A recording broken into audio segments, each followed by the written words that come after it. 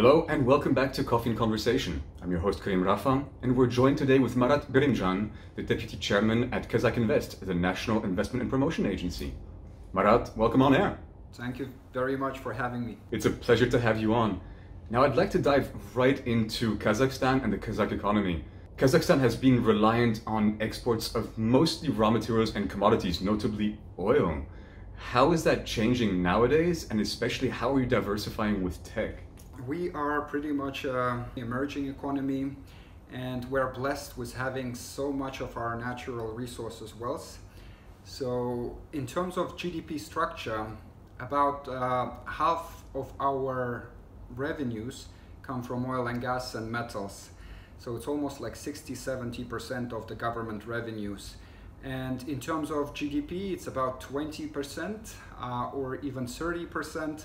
So that means we rely very much on the resources that we extract from the subsurface. And we have a lot of that. Of course, we are a 9th largest country in the world. We're like the whole Western Europe or 5 France. So huge territory.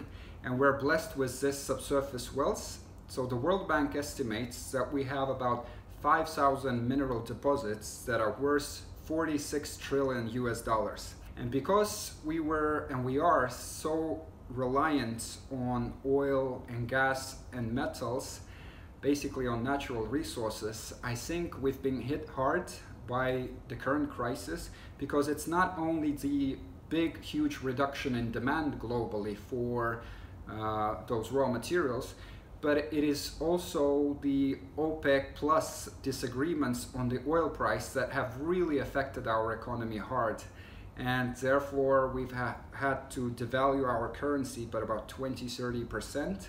For the last 30 years, we've been trying to diversify our economy, not be so much reliant on the extractive industries, but to grow our non-extractive sectors as well. And we've attracted $340 billion as a country of foreign direct investments, FDI, during those 30 years. But unfortunately, most of that went into the oil and gas and mining industries. So most of it went into extractive sectors. So I think now we really have an opportunity to really try to diversify and I would say from the portfolio management perspective, make the structure of our economy more robust by investing into more of the non-extractive sectors of the economy. And devaluation really helps in that aspect, because our currency was historically very strong, especially compared to our regional countries. And therefore, buying agricultural production, food, milk, from our neighboring countries was an obvious choice. But now with this significant devaluation, I think it makes our non-extractive industries much more competitive, and therefore it allows for production to be localized in the manufacturing area. It allows for our agricultural potential to be fully utilized.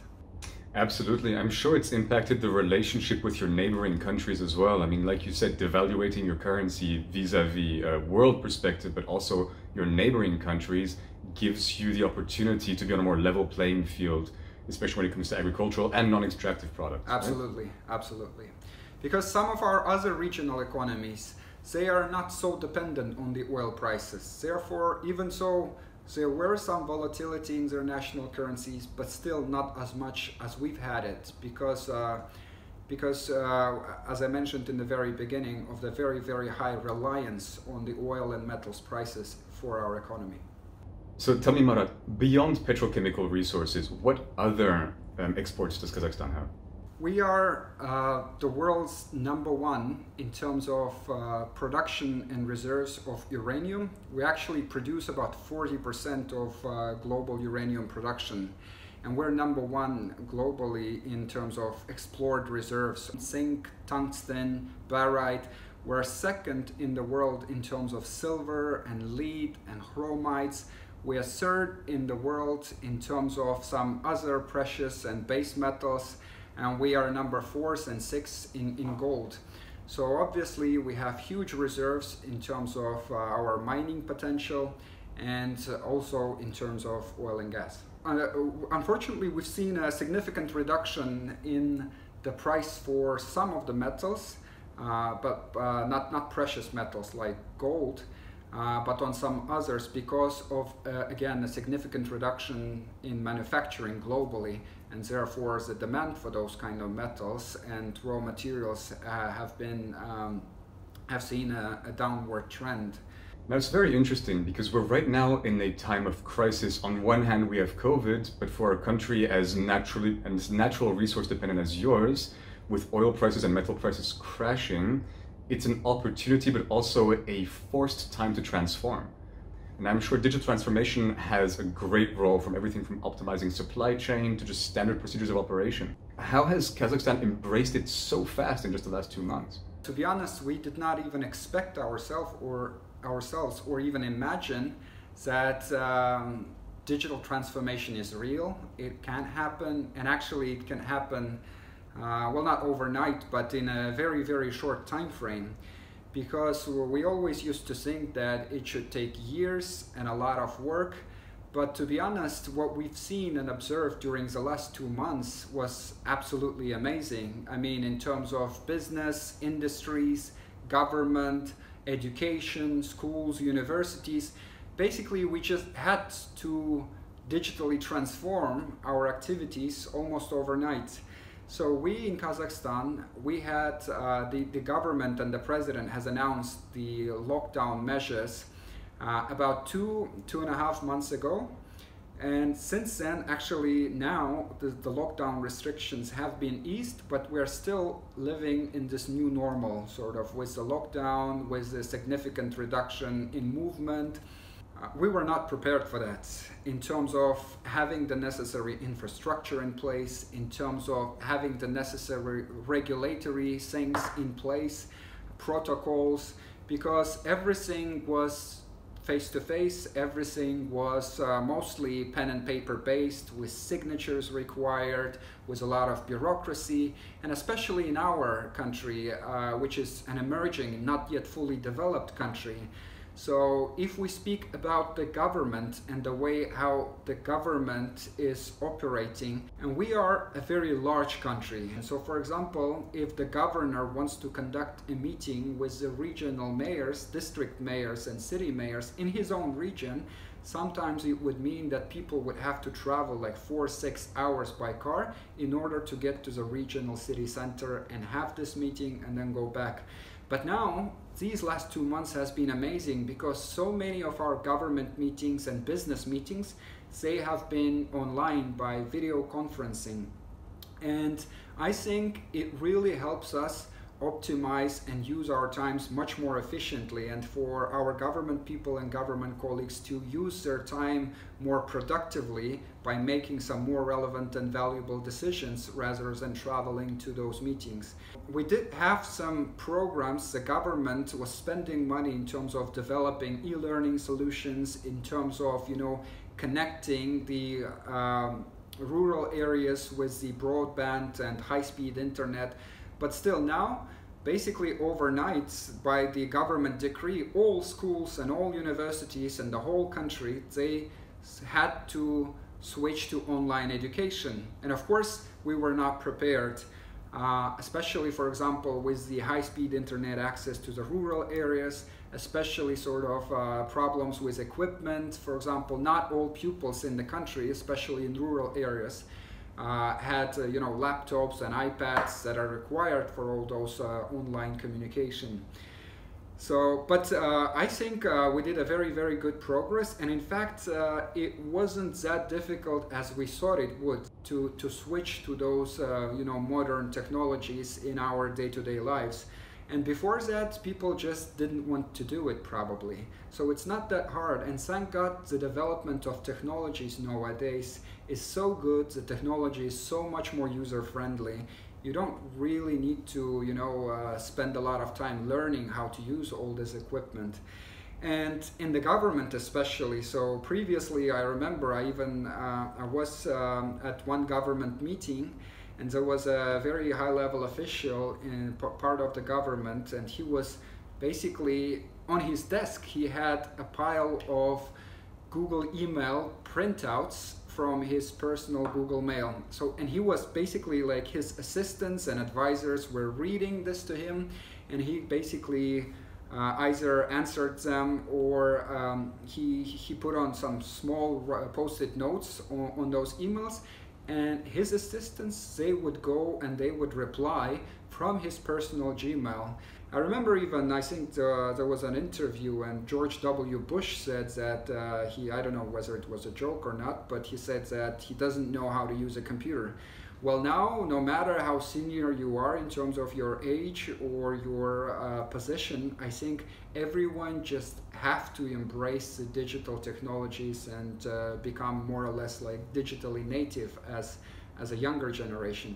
And as a result of this lockdown, I'm very happy that the way how government embraced this situation and is working through this situation is really amazing and good. So the government announced that now they will basically 75% of the government services to the population will be moved to online based service. So that means, you know, like so many things that when you need to change your driving license, or you need to get some government license, or you need some documents to be registered, etc.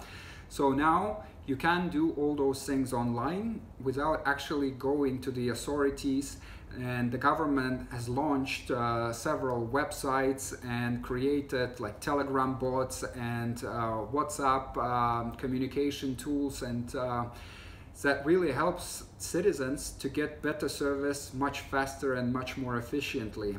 Of course, there was an issue with electronic signature and verification and validation, but because of this situation, we were able to actually solve this. You can get the government to verify and validate citizens remotely using video, using some other tools and techniques, and electronic signatures. So I think we as a world and as a country really needed this push in order to basically believe in ourselves first, that we can actually do digital transformation things apparently, and this has been an amazing journey, I think. So in terms of business and industries, I think that again, this provides us with an opportunity to really look through our business processes and identify so much inefficiencies that we have. Again, we are a resource-rich economy, which means our industries are mostly capital intensive and big, and probably not very nimble. So they cannot really adapt very fast to some things. But now, again, because of this COVID situation, we found out that in fact we can reduce so much of our business processes, especially in our sort of historically large industries, and we can switch to digital, and we can remove some of the bottlenecks. We can do the debottlenecking of production that would increase our revenues, and we can reduce costs that would increase our profits. So across the whole industries, I feel like there is now really a significant drive and push to do most of the things digitally and remotely, and therefore that saves time and saves cost. So I think there was a joke that someone said that there was a test questionnaire asking who have helped you the most with regards to your digital transformation. A, was it your CEO? B, was it your CDO, Chief Development or Chief Digital Officer? Or C, COVID-19. So, and obviously the overwhelming response was that COVID-19 really helped us to finally look at digital transformation seriously and embrace it and reap the benefits of it. And I think this is amazing. Even so, COVID situation, of course, with the deaths, with the number of people's lives lost, is extremely hard on the whole world, everywhere, and in terms of bringing the economic crisis. But I think in the long run, it is a good thing. It could be even a beauty in disguise. that it would help remove so many of inefficiencies globally that we have in government, in politics, in business, in our social lives, and hopefully the world would be a much better place after we've gone through this period, which is a bit of course, tough and hard and difficult period of times. Marat, thank you so much for the insight. It really is an exciting time to be in Kazakhstan. Thank you so much for taking the time to come on air today. Absolutely. Thank you. Thank you. Thank you all for watching Coffee and Conversation. We'll see you soon.